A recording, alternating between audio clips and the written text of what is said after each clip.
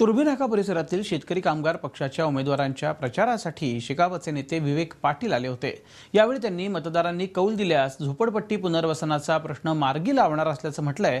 पनवेल जवळच्या नावडा नाका परिसरातील झोपडपट्ट्यांचं पुनर्वसन शेकापने केलंय। त्याच धर्तीवर नवी मुंबईतल्या झोपडपट्टीधारकांना हक्काचं घर देण्याचं काम आमचा पक्ष करेल असं त्यांनी आपल्या सभेत म्हटलं।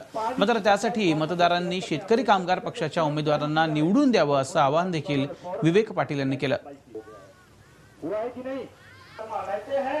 तर एकूणच आपण बघतोय सध्या रणधुमाळीला सुरुवात झालेली आहे। नवी मुंबई इथं रोजच्या रोज सभा होत आहेत। शेतकरी कामगार पक्ष जो आहे त्याच्याकडनं देखील या सभेचं आयोजन करण्यात आलं होतं आणि त्यावेळेला आश्वासनं देखील देण्यात आलेली आहेत। अर्थात मतदार काय नेमकं करणार हे तर येणाऱ्या काळात कळेलच। विवेक पाटील यांनी साथ घातलेली आहे मात्र मतदारांना आणि खास करून झोपडपट्टी पुनर्वसनाचा जो कार्यक्रम आहे त्याविषयी ते बोललेले आहेत। शेकापावरती जर विश्वास ठेवलात तर आम्ही जनतेची सेवा करू असं त्यांनी म्हटलेलं आहे।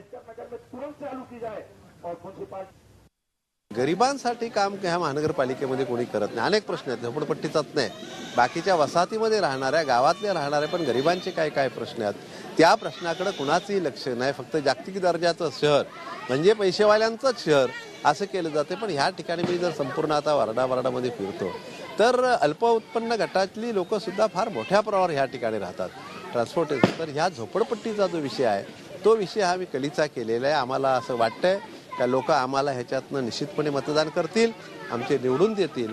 पण आमचे किती निवडून येतील काय येतील ह्याच्यापेक्षाही ह्याच्या पुढच्या भविष्यामध्ये झोपडपट्टी पुनर्वसनासाठी शेतकरी कामगार पक्ष हा संघर्ष केल्याशिवाय ठेवणार नाही आणि ह्या भागामधल्या झोपडपट्टीवासियांना स्वतःच्या घरात जाण्यासाठी